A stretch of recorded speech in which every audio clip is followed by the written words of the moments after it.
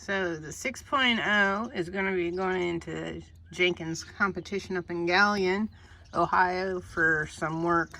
I want to get an estimate on EGR delete, oil cooler replacement, make sure power steering needs replaced, and make sure everything else is good on it. So when I bought it, it had upgraded turbo cooler and intake tubes, or inlet tubes. I ended up adding Sinister Diesel coolant filter. I also added Mishimoto upper and lower radiator hoses. It already had the S&B filter on it and S&B elbow and that. I've had to replace the coolant reservoir already because it cracked. I'd like to upgrade that eventually, but that's a later project. I've also had to upgrade replace the Y because it basically blew apart on me while I was driving. So I'm going to eventually replace that with a Mishimoto because it's all one formed piece. I just got new batteries. They were under a 3-year warranty and they kind of went out on me. I also just did some cosmetic things with the Sinister Diesel.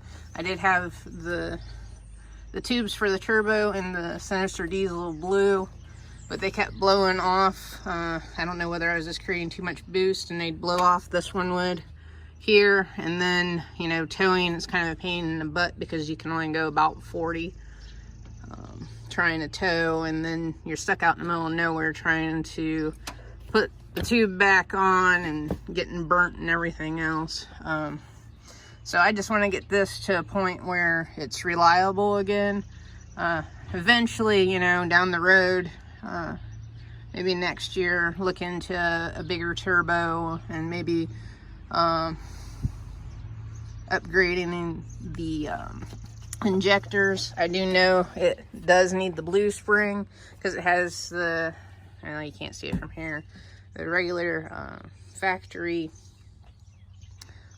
fuel spring in the regulator. So I'd like to upgrade that to the blue spring, so then that way, you know, I can get better fuel coming through it and that.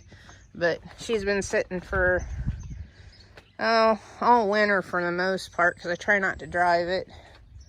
As you can see here, I got oil splattering up onto the alternator and onto the belt and everything.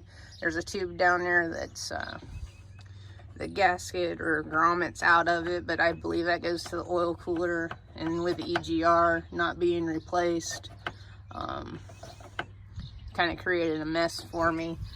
But the heads had already been studded on this, so I don't understand why they just didn't do everything else when they did it. But, you know, hey, this thing has had somewhat of a life. That's been, had an owner in Florida, Pennsylvania, Ohio. Now it's back in Ohio. It only has like 160,000 miles on it, so it doesn't have a lot of miles. But, you know, if you don't take care of a diesel and keep up with the maintenance on it, they're a lot of work. So hopefully Jenkins can give me some good news on this and just say, yeah, you know, everything else is good. Just need to replace my oil cooler and EGR, and or delete the EGR, and everything will be good on it.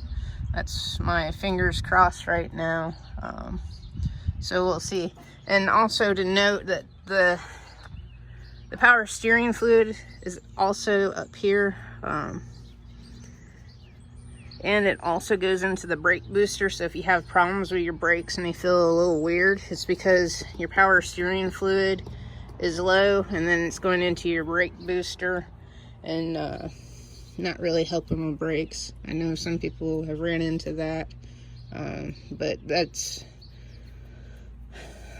what I've run into. So I try to keep it as full as I can, but, you know, it's kind of a pain in the butt because every time you go to drive it, you got to check all the fluids in it and make sure everything's good to go, so that way you don't destroy anything more than what's already been done. The other thing with this truck, the previous owner, one of the previous owners, they put in a, let's see here, a turbo cooler on it, They also put in the pods for it. They also had a rheostat,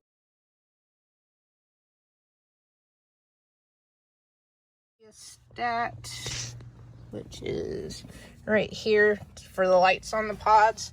And then they also put in an aftermarket stereo. And as you can see, I have the dash all torn apart. Well, the problem is they shouldn't have been wiring anything, because I have wires that look like this for the stereo. I had an amp in the back that was left from the previous owner, and they ran lines back for a battery for the amp and the stereo system, because this is actually ran into the amp for power instead of actually being run like a normal one where you're getting your power from the rest of the way it should be. You know, turn the key, you should be getting power to it. Instead, you turn the key, it's getting power from the amp to power all the speakers. So now you're kind of drawing a little bit more power than what you really want to be doing. So these are things that I've been trying to keep up with, and trying to, in my spare time, try and rewire, because I like to make sure things are wired right instead of this, you know, fly by night. I'm just gonna, I saw this on the internet, I'm gonna put it on my truck type thing. So yeah, so this is my 6.0 2004 F-350 Super Duty. I would do the work myself, but you know, I don't have the time to fiddle with it, and also, you know, to do the EGR in the oil cooler, you gotta rip the whole top of the engine off and the turbo out.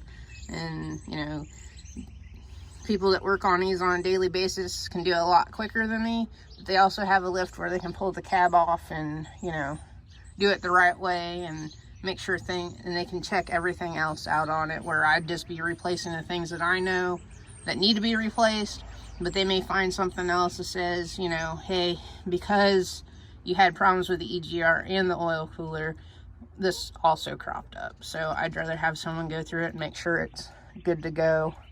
I have some other plans for this truck, but that's later on down the line. Like I said, I'm want it reliable right now. I'm going to get rid of all these leaks and get it where I can tow, because I have, you know, a camper that I tow with this, and I also have a larger trailer that I tow with it, which makes it kind of nice, you know, whenever you're hauling heavier things, shows and swap meets, especially for antique farm equipment. So we'll see what happens on Monday. I'm dropping it off tonight. Monday I'll get a call from him to let me know what this is going to cost me. Hopefully it's, I have a ballpark in my head, so hopefully it's a little bit less than that. So, hey, we'll see what happens. Thanks for watching.